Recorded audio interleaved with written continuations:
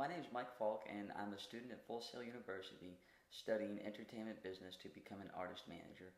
And this is my podcast for the computer science and internet class on how technology impacts and is used in my chosen field. Now, we've all seen how technology has impacted movies, music, and television over the years, but it's also impacted the behind the scenes aspect of it as well.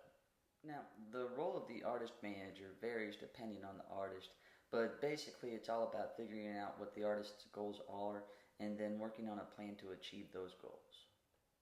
So with that being said, excellent communication is a must, which brings us to our first piece of technology, the cell phone. Now, from the early days of the Zach Morris cell phone, where all you could pretty much do was talk, to the cell phones of today, which are basically handheld computers. You can do anything from send an email out on an important tour date to updating the band's website.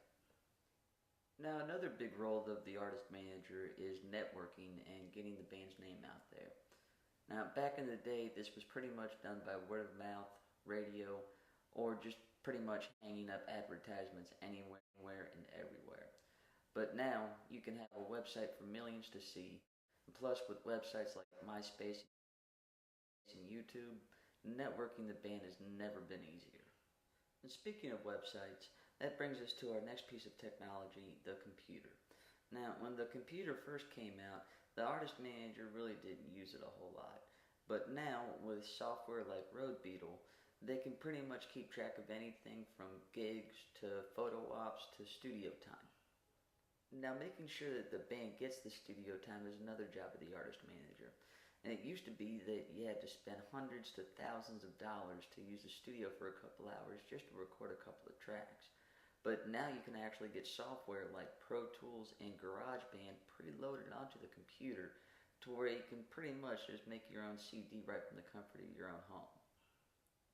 Well, that pretty much does it as far as any new technology an artist manager has to deal with on a day-to-day basis.